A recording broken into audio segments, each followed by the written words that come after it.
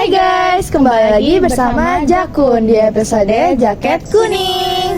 Nah, karena kita udah pakai jakun nih, kita mau ngapain sih, Ki? Nah, jadi kita tuh mau membahas teori dan hukum pembuktian dalam perkara perdata di Indonesia nih. Nah, tentu banget kita di sini udah ngundang 3 tamu-tamu hebat yang merupakan alumni dari Universitas Indonesia, yang merupakan universitas yang terbaik di nomor 1 di Indonesia.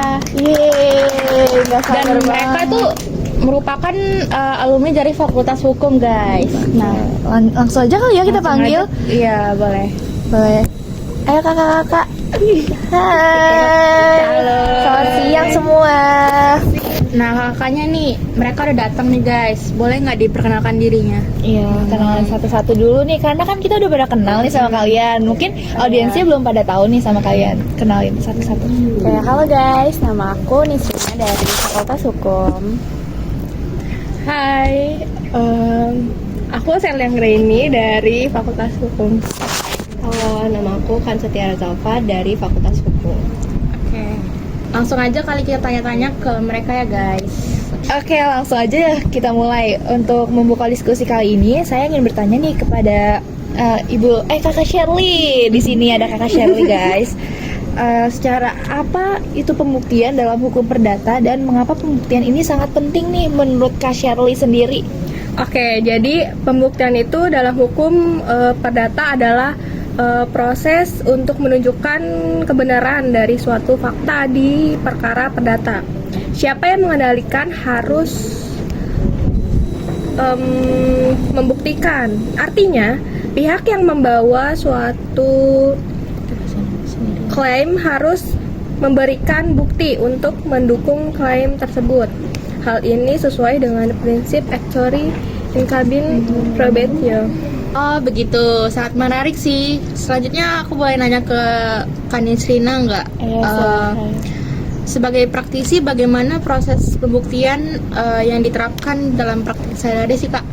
Jadi dalam praktik ini pembuktian tuh dimulai dengan menyampaikan alat bukti yang diatur dalam pasal 1866 KUPH Perdata.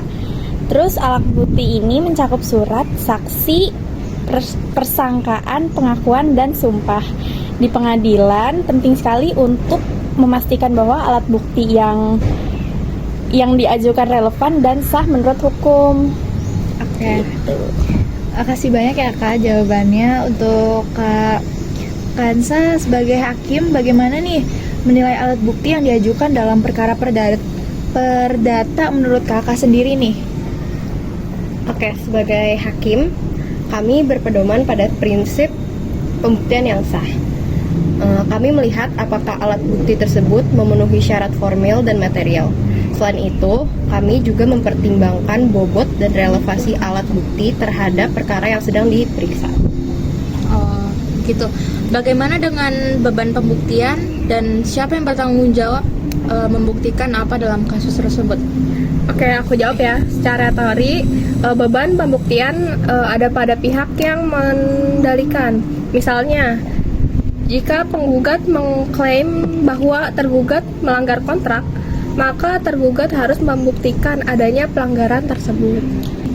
Aku izin nambahin ya Kak. Ya. Nah, jadi dalam praktik itu ada juga pembalikan beban pembuktian. Contohnya tuh dalam kasus-kasus tertentu seperti perlindungan konsumen, di mana pihak pelaku usaha harus membuktikan bahwa mereka tidak melakukan pelanggaran. Terus apa sih tantangan terbesar dalam proses pembuktian ini menurut Kak Kansa sendiri? Kalau menurut aku, salah satu tantangan terbesar adalah memastikan bahwa bukti yang diajukan adalah asli dan tidak direkayasa. Selain itu, kadang ada kesulitan dalam memperoleh bukti, terutama jika pihak lain enggan bekerja sama. Oke nih, kita udah membahas banyak hal banget. Sebelum kita akhiri, saya ingin meminta pesan singkatnya dari masing-masing tamu, apa ya yang sebaiknya masyarakat pahami tentang pembuktian dalam perkara perdata. Oke, masyarakat harus memahami bahwa pembuktian adalah kunci dalam memenangkan perkara. Oleh karena itu, kumpulan bukti sejak awal cara hati-hati. Ya, sebagai praktisi, saya juga menyarankan untuk selalu mematuhi prosedur hukum agar bukti yang diajukan dapat diterima oleh hakim. Menurut kakak sendiri gimana? Kalau dari sisi hakim, saya ingin masyarakat tahu bahwa kami selalu berusaha memutus perkara berdasarkan bukti yang sah dan sesuai hukum. Terima kasih kepada para tamu kita hari ini atas diskusinya yang sangat menarik dan mendalami. Semoga dengan adanya diskusi kali ini masyarakat lebih tahu tentang hukum ya. Oke, benar sekali. Semoga diskusi ini dapat memberikan wawasan baru kepada pendengar kita. Dan terima kasih sudah mendengarkan podcast episode kali ini. Sampai jumpa di episode berikutnya. Sampai jumpa.